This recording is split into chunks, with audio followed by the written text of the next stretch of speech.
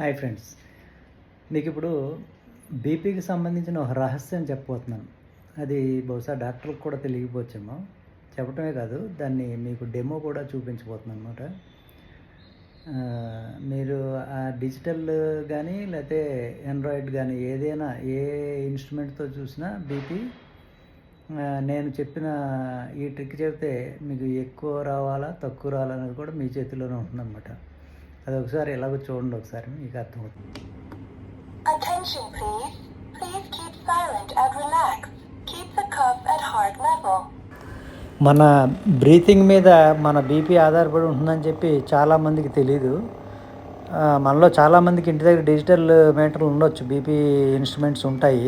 దాంతో ఒకసారి చెక్ చేసుకుని చూడండి. ఇప్పుడు నార్మల్ బ్రీతింగ్లో ఇప్పుడు చూపిస్తున్నాను అనమాట ఇది. తర్వాత నెక్స్ట్ అది వచ్చిన తర్వాత నెక్స్ట్ రీడింగు ఇది చేద్దాం. ఇది లాంగ్ బ్రీత్ తీసుకుని ఒకసారి చూద్దాం, అప్పుడు ఎంత వస్తుందో తెలుస్తుంది. మీరు చూడండి, ఇప్పుడు మామూలు నార్మల్ బ్రీత్లో ఎంత వచ్చిందో చూడండి.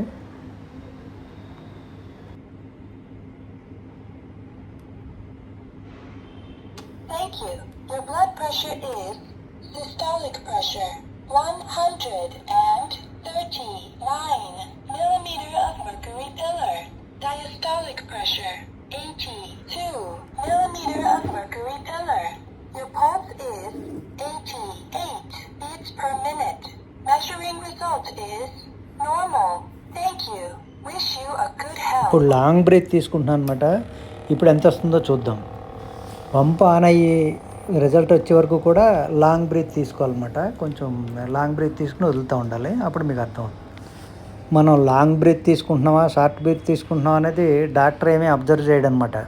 మీరు ఈ ప్రయోగం ఇంటి దగ్గర కానీ లేకపోతే మీరు ఎక్కడైనా చెక్ చేసుకున్నప్పుడు ఒకసారి చేసి చూడండి. రిజల్ట్లో ఎంత తేడా ఉంటుందో చూడండి, మీరే గమనించండి. ఇది తెలియక బీపీ ఉందనగానే మందులు వాడేస్తుంటారు, అది తప్పు. Thank you. Your blood pressure is systolic pressure 113 millimeter of mercury pillar. Diastolic pressure 7